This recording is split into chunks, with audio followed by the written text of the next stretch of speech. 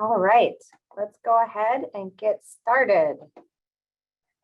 Welcome, everyone. Thanks so much for joining us today. My name is Katya Spear. I'm the Managing Director of the Mayor's Innovation Project. The Mayor's Innovation Project is a national learning network for mayors and their staff. We focus on advancing policies to promote equity, sustainability, and shared democratic governance. So we know that mayors are on the front lines of many of the challenges and opportunities facing cities today.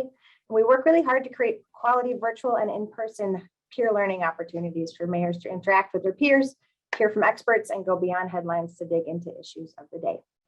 So there are many opportunities to engage with us. You can sign up for our newsletter or become a member city.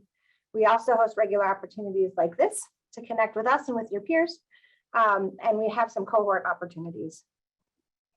Our session topic for today is city-led efforts to improve children's health through food access and affordability. So this is a topic that's both really near and dear to my heart and absolutely critical for cities right now, as so many cities and city leaders are working to respond to heightened need and vulnerability due to the COVID-19 pandemic.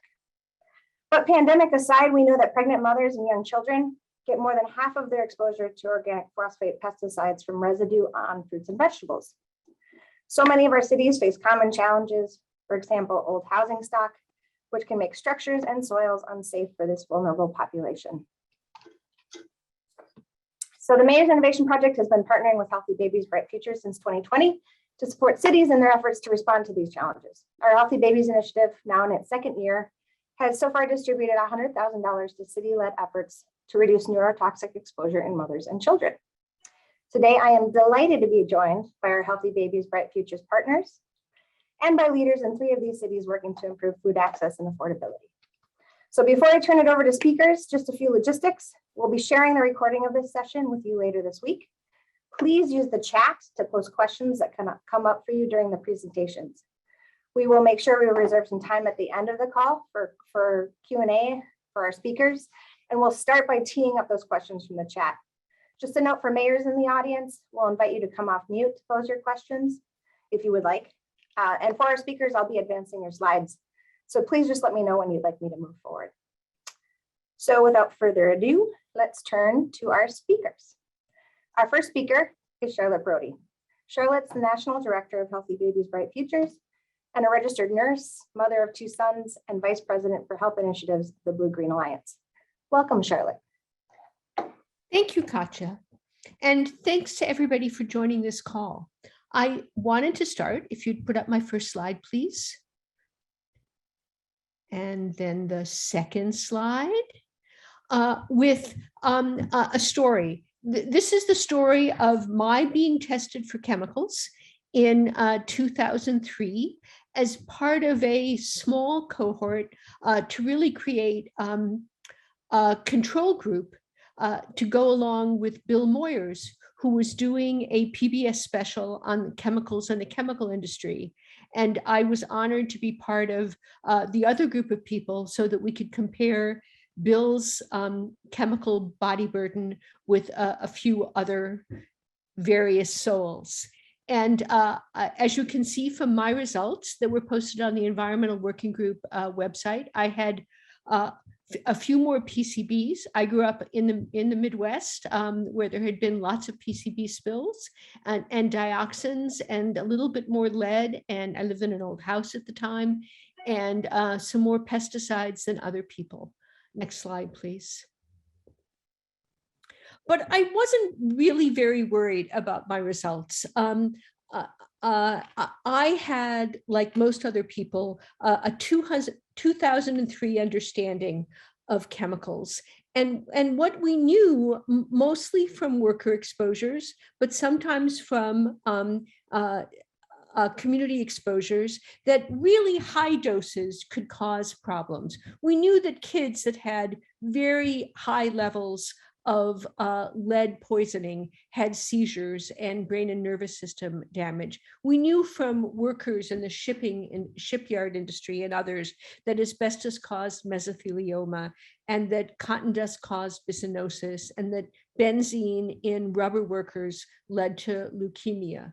But what we've really learned since then, in the 18 years since I got my body burden tested, is that while what we understood in 2003 is true, that there are very high exposures that lead to particular diseases, there also are harms from small exposures. And a part of what we've learned is that chemicals that act like hormones, the chemicals that we call endocrine disruptors, impact the signaling of the body at the same tiny, infinitesimally small 1 drop of water in swimming pool levels that regular hormones work at, and that chemicals at those very exquisitely small levels can turn systems on and off inappropriately. And we learned that when there are exposures in a baby, both before and after birth, tiny exposures can lead to lasting harm. And then the third thing I think we've really learned is that small exposures to things like phthalates in personal care products, if you get them every day, tiny exposures can also cause harm. Next slide. And that understanding of how small exposures, especially before and after birth, can lead to lasting damage was really the science that led to the founding of Healthy Babies, Bright Futures. We started talking about the science in 2014 and launched in 2016. And we were profoundly moved by the science that described a silent epidemic that led to 1 in 6 children having a developmental disability. And that the research that had developed in the last 2 decades showed that there was a link between these small exposures to certain toxic chemicals and autism, IQ loss, and learning and behavior problems. Next slide. And the same science that had informed the founding of Healthy Babies, Bright Futures led to a peer-reviewed article in Environmental Health Perspectives that appeared later in 2016 that really has become the North Star statement for Healthy Babies, Bright Futures. That this is a statement signed by 47 serious and respected scientists that described the findings that showed that while there were a complex set of reasons and multiple causes for the silent epidemic of ADHD and intellectual disabilities and other learning and behavior disorders, that toxic chemicals was a part of that mix, and that toxic chemicals contribution could be prevented. And the statement ends with a statement of confidence about how lowering exposures can lower the incidence and the severity of these disorders. Next slide, please.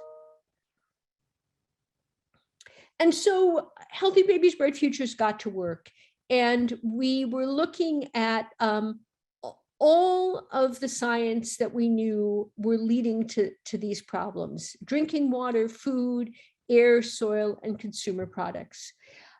But really, because the background of the people who are working for Healthy Babies, Bright Futures was environmental health, we were thinking about the things that EPA really managed. We were thinking about environmental problems. Next slide. And then Jane Houlihan, our research director, dived even deeper into the science and said to us that, you know, for most babies, the largest source of these exposures is food. And that was a little hard to hear since we understood the EPA and not the FDA, and we understood environmental rules, but now not the rules governing food. But we were committed to going where the science took us. And so, next slide. We pivoted our work, the work of Bright Cities and our other work, to have a a larger focus, not an exclusive focus, but a larger focus on food, and did a series of studies, the first on infant rice cereal and other cereals, a large source of arsenic. And then more recently, a second study where we looked at a wide variety of foods and alarmingly found that 95% of the foods that we tested, which were just asking people to go into a grocery store and take one of the most common baby foods off of the store shelves and send it to the lab, that 95% had at least one of the contaminants that we know harm babies' brains. And so I'm very excited about this webinar and about the work you all are doing and the work we hope more cities will do as a result of this webinar, because it's not just that food contaminants are a problem, it's that getting the contamination out of the foods that we feed our families is a solution, and a solution we can all be a part of. Thank you. Thank you, Charlotte. Our first city speaker will be Mayor Kim Driscoll from Salem, Massachusetts. Mayor.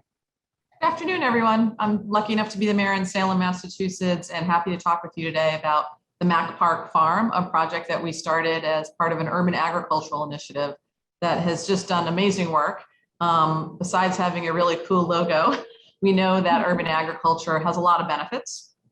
It's local, it's organic, it's green, it's sustainable. And for us, it's also helping address a major food security need.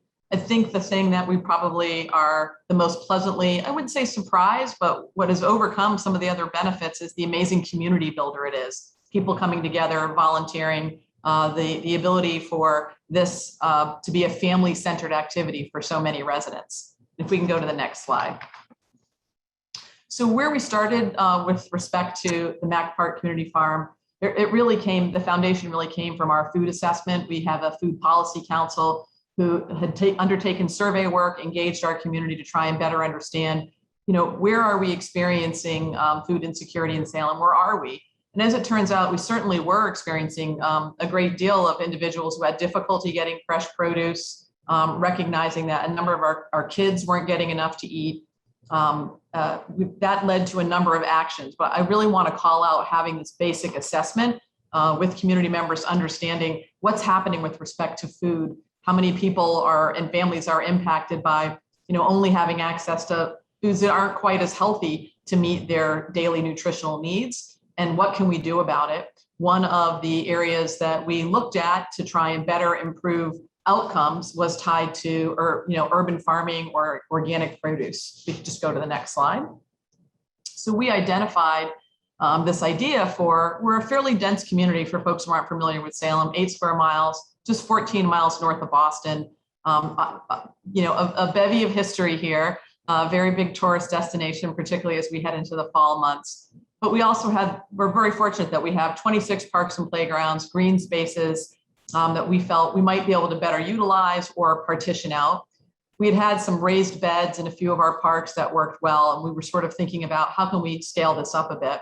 We had an old softball field that had been relocated up this hill, and this park was primarily used for sledding, and this lower field was not really used. And so you've got a before picture today. I think this was taken either earlier this spring or last spring. And what we were able to do in the infield of what was a softball field is just create this beautiful space for urban agriculture, a whole array of produce, and actually a food farm as well. And we can talk more about that, a food forest, when we head to the next slide.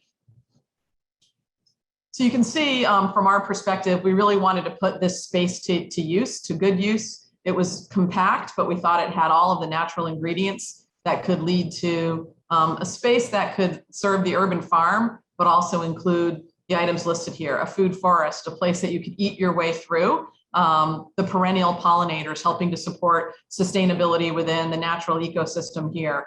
We wanted to preserve areas that were used for flooding, that were used for sledding, and areas that naturally flooded and held rainwater detention basins. We were fortunate to work with some really great partners. We happen to have an urban farm in our community, Maitland Mountain Farm. And the principal of that operation, along with two individuals who worked in Salem who I would say were more, it was an avocation for them to take on farming and worked with a lot of folks in their backyards, formed a partnership to work with the city and transform this green space, former softball field, into a location that, just not only produced a ton of food, but also really created a community space for people to come together. It started out just with the middle urban farm section and has now led to the food forest being planted in those other areas. I think from our perspective, one of the benefits that came out of this was thousands of pounds of food. When you're planning a farm, you never exactly know how much produce you're going to result on a weekly, monthly basis. And we found that this was pretty hardy, growing thousands of pounds of produce on a yearly basis. I think the other piece for us was just the number of volunteers. I volunteered down here. How many of us would take hours picking rocks out of soil or helping till or de-weed in a place that is not necessarily ours? As it turns out, a lot of us. And it really built this really strong community and has only grown to incorporate other aspects of this space. If we could hit the next slide. So as part of this initiative, we wanted to make sure we were feeding people. We were very grateful to receive a $5,000 grant last summer from the Mayor's Innovation Project Healthy Babies Initiative, Healthy Babies Bright Future Initiative. And that enabled us to combine the good work going on at Mack Park Community Farm and then to put it and tie it into a real community need. So we ended up using the funds that we got from the grant and the produce that was that was coming out of the farm to put in place 3 mobile markets, one at our housing authority and 2 others in close proximity to areas where we knew there was need through our initial food policy council. And you can see from the picture here, people are happy to get produce. It sometimes is harder to be able to find within your typical food pantry setup. It was also locally grown and organic. So you're talking about really, something that's not easily obtainable for many people in an urban environment. And we're really pleased and partnered. And many of those folks have come back and volunteered at the farm. We can just go to the next slide. So as I mentioned, we did also want to incorporate a food forest. We felt like, yes, there's the annual produce that we'll get through a lot of hard work and effort and plantings that go in. But what's the way that community members who may just be wandering in the park or wanting to enjoy this green space could also experience an opportunity to find food? And we know we have this space. And while this is a little bit longer game, you plant produce, it gets, you plant it in the spring and you're harvesting it in the summer and the fall. The food forest is something that we started that we know is going to take a little bit longer to mature. So having sort of a short game and a long game here. In this particular plant, I think we're planting a cherry tree here. So we wanted to ensure that this Mack Park was providing a food source for as many months of the year as we can. And the particular plantings that trees that are going in, bushes and other areas that will serve as a food forest are places that people can wander on their own and know that they'll be producing food, throughout the year. Great opportunity for folks who may not be tied into the Mack Park Food Farm to still engage and enjoy a natural setting within our community. If we could go to the next slide.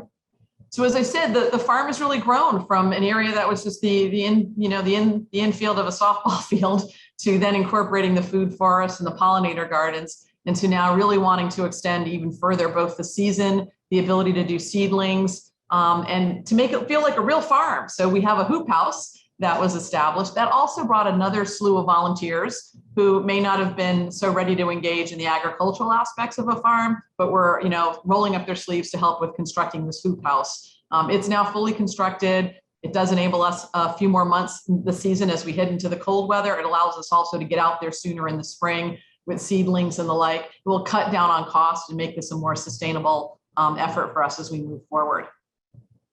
We can go to the next slide. And then our partnership with the Salem Pantry. As many communities experienced during this pandemic, our food pantry actually quadrupled in terms of the number of individuals and families requesting food from the pantry. This partnership between the Mack Park Food Farm and the Salem Pantry, our Salem Housing Authority, and our Salem Public Schools really came together, and the produce that was coming out of the Mack Park Farm, we knew we didn't have to worry about, if we're harvesting all this food, where is it going to go? Because we had a ready supply and a built-in infrastructure to make sure it got distributed.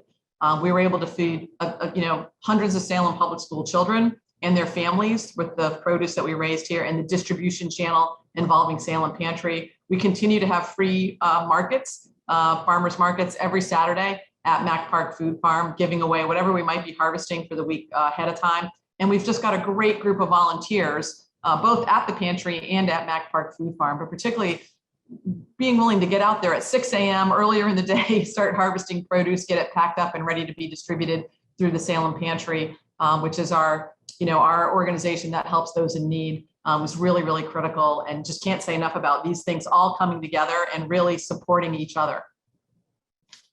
And I think we've got a couple more, right? And so picking up on that same piece, Salem Public School Partnership, we felt like it was really important with all this good work going on that we engage some of our younger residents to better learn and understand what it meant to have a sustainable environment, what agriculture, where their food came from, whether it was the food in their cafeteria or the food that they're eating in their own homes.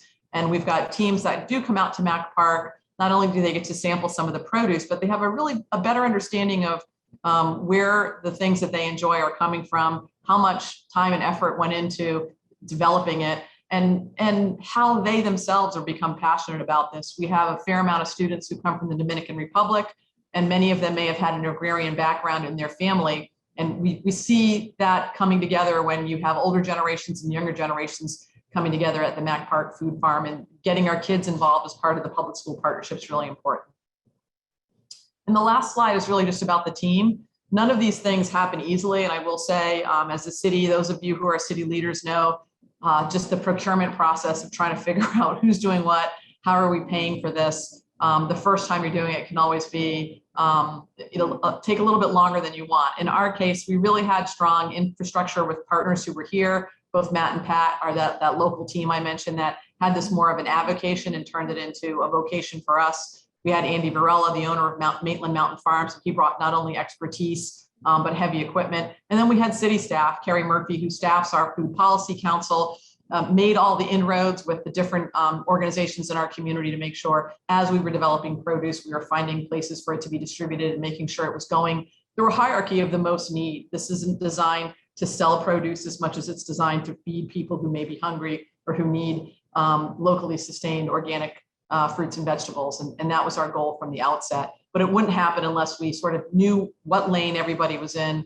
and figured out, there's always going to be hurdles, but figured out ways around them. And we're couldn't be happier with the outcome, really excited to see it grow and thrive. And it's a successful project when people say, hey, when am I going to get a farm in my neighborhood, right? Can we do this at another space? So we're currently scouting around for other areas where we can continue to grow this concept in other neighborhoods, build a community, develop the produce, and know that we're helping feed a lot of people in the process. So I will stop here. Thank you so much, Mayor Driscoll. The amount of transformation of that space is just amazing. And I can only imagine that we have other people from other cities on the call right now that have underused municipal land that are, the pictures are great too. Thank you so much. All right, our next speaker here is Debbie Lyons, Director of Sustainability for the Salt Lake City Department of Sustainability in Utah. Welcome, Debbie. Thank you. If you want to go to the first slide. Yeah, my name's Debbie. I'm the Director of Sustainability, and our programs and initiatives are branded under the umbrella of SLC Green, the logo that you see on your screen. And I'm going to talk about our Resident Food Equity Advisors program today. So next slide.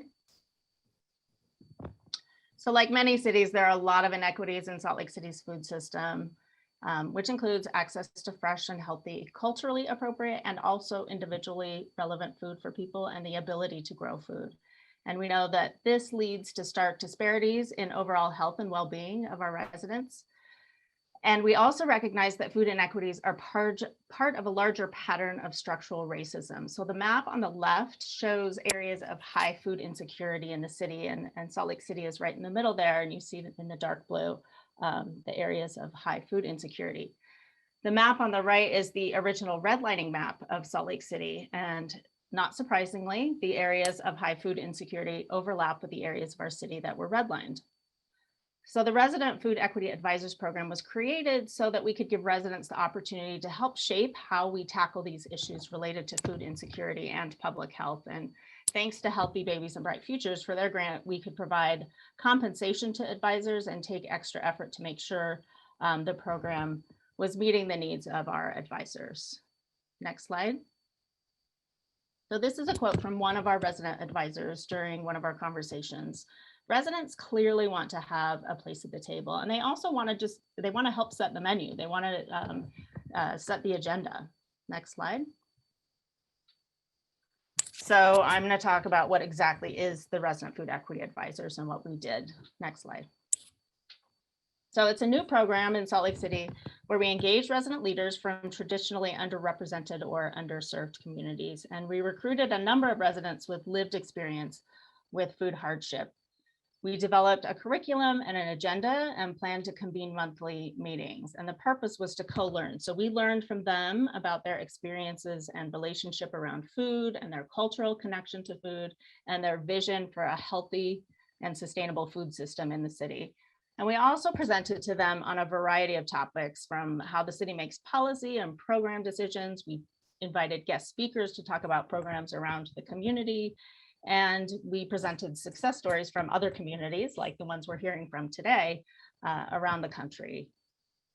And while one of the goals of the program was to start shifting the way that policy and programs are developed to emphasize inclusive and community-driven approaches, the Resident Food Equity Advisors Project fits within larger efforts in our city to advance equity. So we're in the process of developing an equity plan, and we have a commission on racial equity in policing that came out of the civil unrest last year. And recently, our mayor and our council signed a joint resolution declaring that racism is a public health crisis. Next slide. So I've talked about what we set out to do. Now I'll talk about what we were able to accomplish. Next slide. We were successful in building relationships of trust between the advisors themselves and the city. And we also gained a deeper understanding of local food insecurity and the barriers that people were facing every day. The advisors gained better understanding of city policymaking, and it culminated in a report that captured the advisors' key ideas and recommendations, and it strengthened the city's commitment to food equity.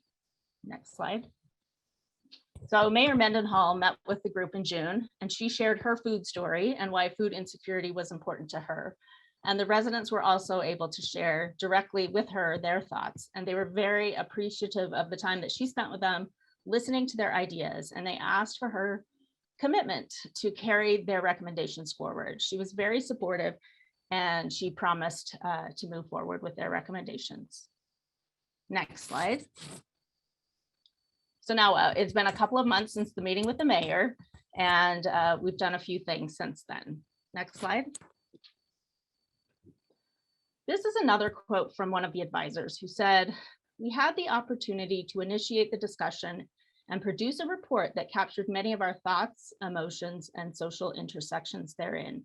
However, this is only the beginning, because a tree is only as good as its fruit, and I hope the seeds of such fruit produce an entire forest. Take the report and build off from it, critique it, or add to it. Just don't forget about it." And I love this quote because it reflects on the process and the hope and the expectation that the city will take their recommendations seriously. And part of the ongoing trust building will be to report back to these advisors individually and also publicly on the progress that we make. Next slide. So I'll just focus on a few of their recommendations. They came up with 7 or 8 of them. And one of them is they wanted us to pass a resolution memorializing the mayor and the council's commitment to food equity and call to action. So we are moving forward with that. They also asked us to conduct a food equity assessment and plan. Back in 2013, we completed a community food assessment, and it was mostly a data gathering exercise. And so we have funding this year to complete another assessment and plan, updating the information, the data that we know, but also incorporating in a more holistic way residential feedback like we got through this program. They were very strongly, they had very strong opinions about continuing the Resident Food Equity Advisors program. They got a lot out of it and really found value in meeting with the city monthly and talking about these solutions. So we will continue this program forward. In our next phase, we're going to focus on prioritizing and co-designing some of the solutions that they explored, like healthy corner stores and food carts and food voucher programs. Next slide. So now for the challenges. So it's nice to paint the picture of what we were going to do and what we accomplished, but I have to be honest, there were a lot of challenges this year launching this kind of program. It coincided with the outbreak of COVID and the subsequent lockdown and economic crises.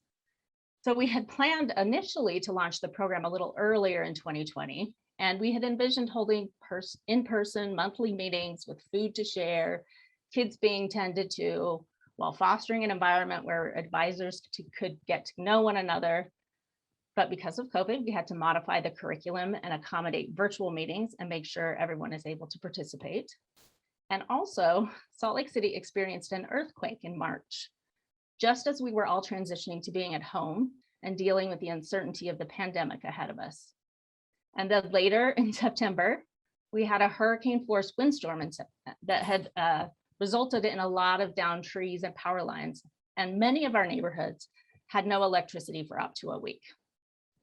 So despite COVID and the challenges of going virtual and all of the other emergencies, we were able to recruit and maintain a fairly consistent group of advisors. Just a few people left of the original 15, I think there were 16, as they were dealing with things like illnesses and caring for family members and all of the stuff that we were all dealing with. But in addition to COVID and the other emergencies, we also had a few key staff members, including the project lead, that moved on from city employment midway through.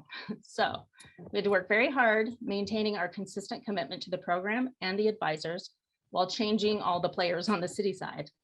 And I'm not going to lie, it was disruptive, and we had to work very hard at building relationships and maintaining that trust. So next slide.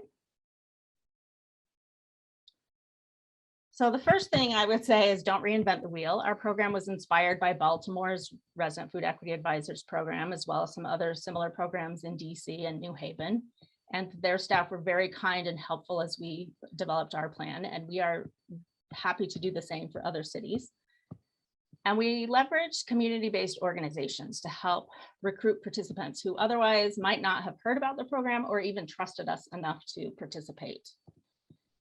And then conducting a readiness assessment is important. If we were not committed and ready for this, we may not have been able to withstand all of the challenges that we faced. So shifting to a more equitable and community-driven approach requires careful planning, commitment, making sure you're ready, and also accepting that you might make some mistakes along the way. So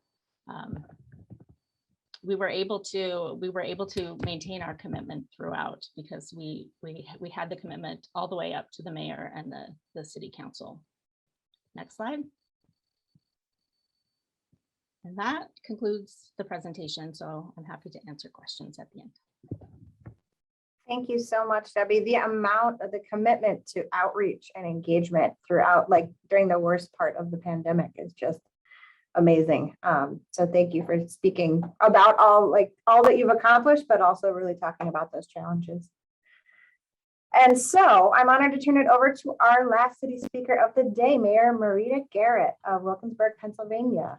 Welcome, Mayor. Yes, thank you so much for having me. Can everyone hear me okay? I keep getting a notice my audio may be affected, but I've closed all my windows, so not sure, but alas, here we go. So good afternoon, everyone. Again, Mayor Marita Garrett of Wilkinsburg, Pennsylvania, also member of the Mayor's Innovation Project, which has been such an amazing resource and partner over these past few years in my tenure as mayor. So today, what I will be sharing and highlighting is about our Healthy Baby Zone here in Wilkinsburg, and how really utilizing community collaborations, connectivity, and organizations to really highlight especially some of the inequities in maternal and child health. So if we go to the next slide. And just wanted to give you all a little bit about Wilkinsburg at a glance. So I've been mayor the past 4 years, actually finishing up my term at the end of this year. And then I served on the borough council for 4 years.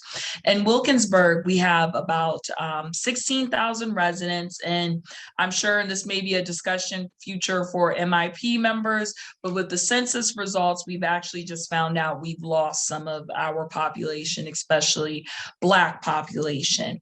And we are still one of the 2 majority Black municipalities in Allegheny County.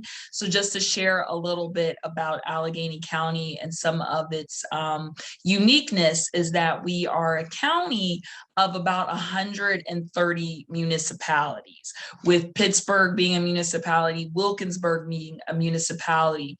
So services here really are fragmented.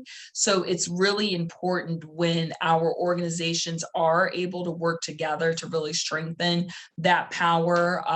And also in Allegheny County, especially because of our high pollution and lead, that contributes to some of the high infant mortality rates that we see, especially here in Wilkinsburg, and also when we're talking about food access. So I definitely wanted to share that part about Allegheny County and the 130 different municipalities, because access is a key. We're also, you may have heard Pittsburgh's a city of bridges.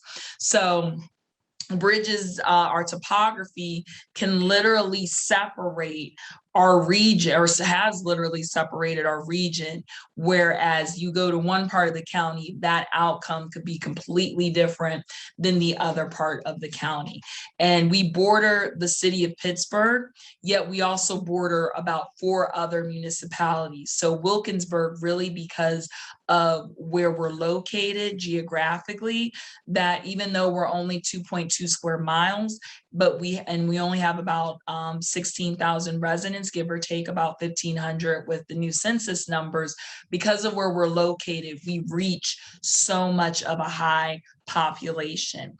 And also, before getting into the next slide, why some of this work that we're doing, why the role of myself in my office, and also the Healthy Start and civically is so important, is that because about 16% of our families, and really about 22% of our total population, is below the poverty line. And again, that was before the pandemic. So we all know and see the effects within our cities and regions that those numbers have only been exacerbated with COVID-19. If you would go to the next slide, please. And the Best Baby Zone. So the Best Baby Zone is a partnership between Healthy Start and also my office, mayor's office, and also Civically Inc., which is a nonprofit that I created, and we'll get more into that. And the mission of Healthy Start is to improve maternal and child health to reduce poor outcomes and infant mortality in Allegheny County. So again, as I mentioned, we have those high infant mortality rates, and we know that in Black and Brown communities that those numbers or those inequities only further widen. So really what the Best Baby Zone does, it engages the Wilkinsburg community across multiple sectors that are aligned with the public health model, including the social determinants of health. So really going back to streamlining collaboration of local health service providers and community support services, with the goal of serving as a catalyst for some of these changes that we want to see enacted. Healthy Start named this particular version the Healthy Baby Zone Wilkinsburg. And a few years ago, I passed an ordinance, proclamation designating that Wilkinsburg is to be a healthy baby zone. So thanks to our great friends and partners at the Mayor's Innovation Project and Healthy Babies Bright Futures, that we received a mini grant to expand this work. And how this work was connected was that the members of the Healthy Baby Zone team would be at the Wilkinsburg Fresh Markets.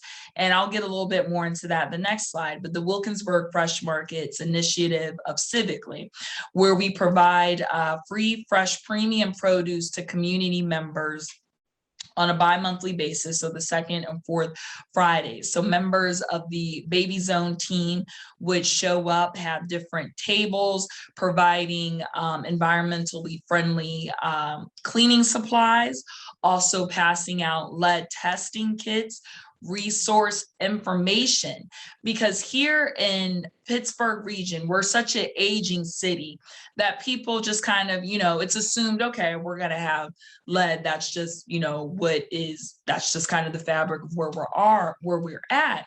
But part of this work is to educate those about, okay, you have lead. Now what happens if you have these results? What are the resources for you? Because we know the detriments of high lead levels, which sadly is nothing new in this region and county, but yet really bringing it down at a micro level, so that the everyday resident understands their rights, their powers, what resources are available to them. So this was a part of the digital public education campaign that the Baby Zone representatives launched as part of the Healthy Baby Zone. Now, if we could, or Hello Fresh Market, if we go to the next slide. And so just a little bit about Civically Inc. I know I see some other mayors here in the room, and I'm sure they can fill me on what I'm going to say is that, we all know government, as much as we love it, moves slow. There's certain constraints that just bureaucratically we have to govern by. Things take time to pass ordinances, regulations, rules, and all of that. And in my role as mayor of Wilkinsburg, it is not a full-time paying job. So it's more of a part-time stipend. So the work that really, I would say, drives me and is my passion is the work I do through Civically Inc., because that's where I feel I'm able to really directly impact, create that social impact, that cultural community change in our region. So Civically Inc., our mission is that we focus on community development, but not just in terms of buildings. It's more about people making. It's more about place making. So we look at community development, but we look at it through increasing community and civic engagement, while most importantly, addressing the basic need of our residents. So one of our programs is called the Free Store Wilkinsburg. And what the Free Store Wilkinsburg is, sometimes people say it sounds too good to be true, but everything is free. And there's no questions asked. You don't have to show any proof of income or anything like that. It's really a place to come in, get up to 5-6 items of what you need, which can include household goods, linens, clothing, because as we all know, sometimes, especially in our communities, those that are economically distressed, somebody may not be able to afford a blazer that would allow them to go on a job interview, that would allow them to have a more viable career job future. School supplies, school's coming up. As we know, different communities did not have access or the tools to some of the items necessary to succeed in school. So we really try to eliminate any barriers that can, halt residents, our community members, understanding that they are social change agents and to get them more involved in the civic and community level.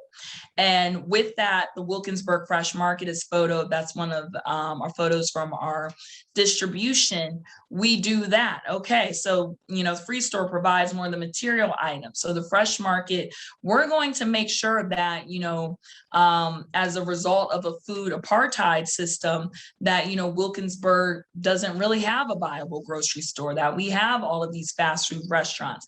But our goal, or what we've continued to do, is twice a month, making sure that we're giving out free fresh premium produce, so that literally goes from the farm to the table, so that, you know, not only are we providing, but we're nurturing, we're providing information that addresses our community members' basic needs, so that they can start to look and be more advocates for their health and environmental health in terms of, you know, food access, and especially when it comes to environmental hazards here in our region.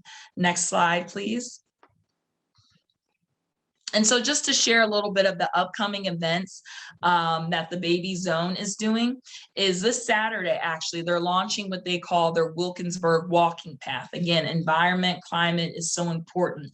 So over the past few months, they've gathered information from about 500 community members to determine what is a healthy walking path here in Wilkinsburg. Where is somewhere where we could promote for the families, for the children to go out, walk, get, you know, some air, really get more active and take a hold of their exercise, healthy habits. You know, that's what it's really about, is changing this cultural mindset so that we are embracing and promoting more healthy lifestyles. And then additionally on the side, I'm not sure if you can see, we have a great partnership with Women for Healthy Environment. I think I saw Hannah Bately from there here joining us for the webinar. And they've been doing some really great work about information on getting the lead out. So not only information on getting lead out, but getting lead out here in our region. And one of the things that they are doing is this Thursday, they are having a filter distribution. I put the wrong date, where they're giving out free water filters to help, you know, again, purify the water that's coming out from our water authority. Also, they are working directly with our water authorities in the region to help with the lead line replacement that was provided by some state funding. So they are making sure that they are engaging and empowering our residents to speak up and speak out about that, and know some of the resources that are available to them. If we go to the next slide, please. And that pretty much wraps it up. So I want to again thank you all for your time. Thank you. I learned a lot from hearing from my fellow mayors and public servants as well too. And that's just some links about the organizations that I referenced. So thank you. Thank you, Mayor Garrett, and a big thank you to all of our speakers today for sharing these stories. Mayor Garrett was really talking about the power of partnerships, right? And the deep engagement of community that I think is a common thread through all of these projects and this work over an incredibly difficult year. So thank you all. Now with our time remaining, we'd like to welcome questions and a little discussion if we have it. Moderating our Q&A today is my close partner in this work, Kyra Namoff Shields, Program Director for Bright Cities. So Kyra, I'll invite you, I will be helping you queue up questions in the chat, but I will turn it over to you to kick us off. Thanks, Katya, and thank you so much again to our wonderful and insightful speakers today. We have a few minutes for Q&A, so I'd first like to invite Mayor Wallace of Banning, California, to ask your question. Okay, so my question, how are you guys today? My question is, we kind of do something like that. Banning is a small population of 3,200.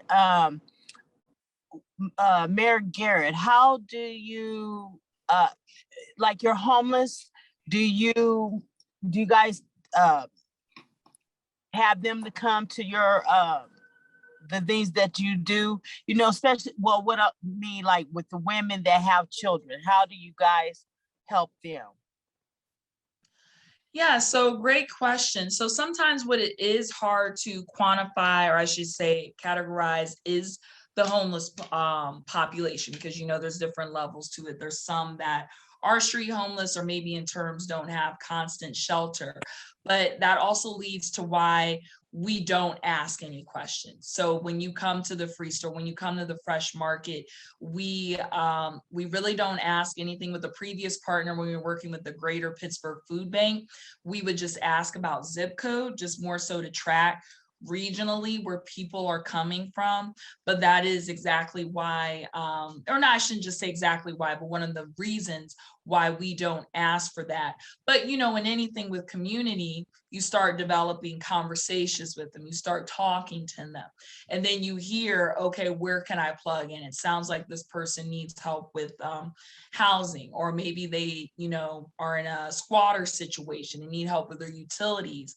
And then that's where kind of the resource navigation goes. So what I really think is great in utilization of these programs is that being kind of the basis to recognizing or digging further into some other barriers or obstacles that our community members may be facing.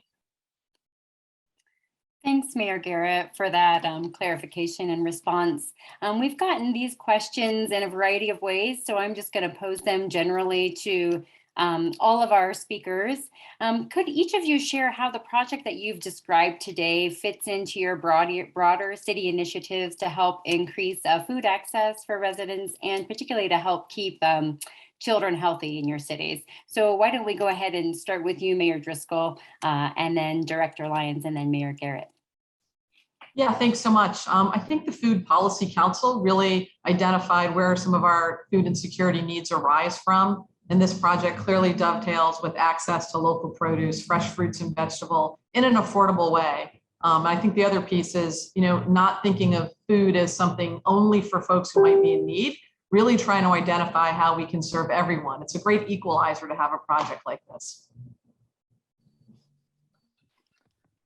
One of the key things I learned through the process is that, we look at food in terms of, healthy and fresh and affordable, but, there's a lot of ways people define relevant food. And it's not just making sure that there are things that are culturally relevant, but relevant to different tastes, so that, veganism and vegetarianism and other, healthy ways of eating are not elite ways of eating. So the residents were really clear about, and then, people have different dietary needs in relation to personal health, whether they have diabetes or other conditions that they're dealing with. So the residents it was just a really good group of people. And one of the things, in looking forward, is that it is just a snapshot of our community. And so we're thinking about how we engage more deeply into the community and get more people involved in expanding the program. Yes, and I would actually agree a lot of share similarities with Mayor Driscoll and her comment about it being the great equalizer.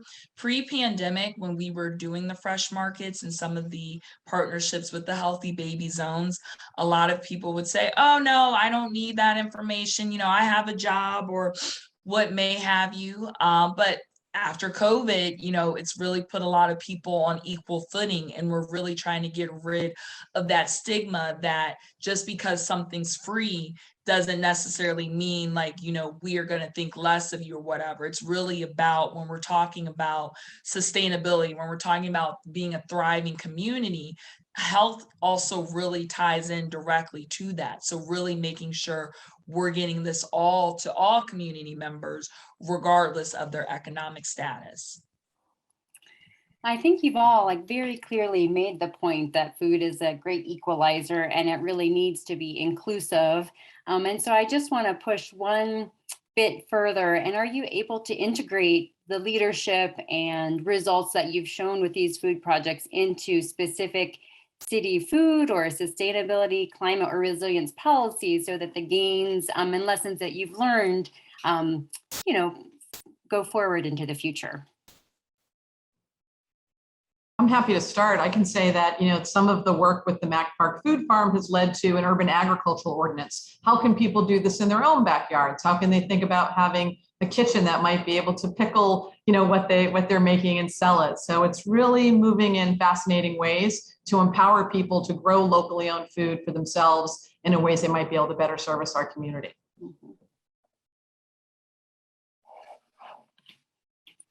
I'll say that, we just got those recommendations, and I'm now doing the talking to people about what those recommendations are. So then my next step is I'm meeting with the cabinet, the mayor's cabinet, all of the department directors to talk about these recommendations. And we have seen the mayor speaking in public and in city meetings about her commitment.